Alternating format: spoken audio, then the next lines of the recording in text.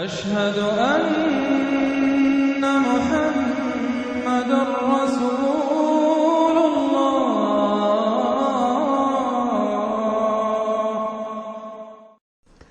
سورۃ النصر کے بارے میں اکثر لوگوں کا خیال یہ ہے کہ یہ مدنی ہے، میری ذاتی رائے یہ کہ یہ بھی مکی ہے،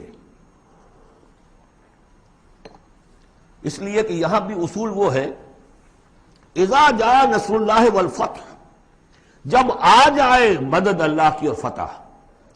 میں اس صورت کو جوڑتا ہوں سورۃ الانشراح ہی کے اس آخری حصے سے، فَإِذَا فَرَغْتَ فَانصَبْ وَإِلَىٰ رَبِّكَ فَارْغَب۔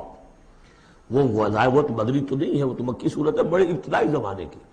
یہ تو خبر دی جا رہی ہے کہ ایک وقت آئے گا، اور پیش کی خبر دی گئی محمد رسول اللہ صلی اللہ علیہ وسلم کو، ایک وقت آئے گا آپ اپنے مشن میں کامیاب ہو جائیں گے اور فارغ ہو جائیں گے۔ فَإِذَا فَرَغْتَ فَانصَبْ وَإِلَىٰ رَبِّكَ فَارْغَب۔ اسی رنگ میں یہ بھی ہے اذا جاء نصر اللہ والفتح، جب آ جائے مدد اللہ کی اور فتح۔ وَرَأَيْتَ النَّاسَ يَدْخُلُونَ فِي دِينِ اللَّهِ أَفْوَاجًا، اور آپ دیکھ لیں لوگوں کو داخل ہوتے ہوئے اللہ کے دین میں فوج در فوج۔ فَسَبِّحْ بِحَمْدِ رَبِّكَ وَاسْتَغْفِرْ، تو پھر اس وقت آپ ہمہ وقت ہمہ تن اپنے رب کے استغفار اور تحمید میں لگ جائیے گا۔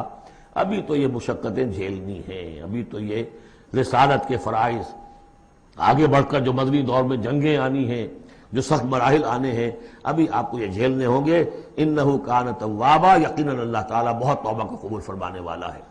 ان میں چونکہ قرآن مجید میں جو مختلف مصاحف ہیں اس میں جو چیز لکھا ہوتی ہے اوپر کہ یہ مکی ہے یہ مدنی ہے، تو لوگ سمجھتے ہیں شاید یہ کہ بالکل جو سمجھیے کہ طے شدہ چیزیں ہیں، حالانکہ کم صورتیں قرآن مجید کی جو بڑی بڑی صورتیں ان کے بارے میں تو تیقن کے ساتھ معلوم ہے، لیکن یہ کہ بعض جو چھوٹی صورتیں ان کے بارے میں بہت سے اقوال آپ کو تفسیر کی کتابوں میں مل جائیں گے۔ میں نے جتنی بھی بارہ تحقیق کی ہے میرے نزدیک یہ بھی مکی ہے، مدنی نہیں ہے، یہ بھی ایک خبر دی جا رہی ہے جیسے کہ سورہ انشراح میں۔ اس کی وجہ یہ کہ پھر آ رہی ہیں مکی صورتیں۔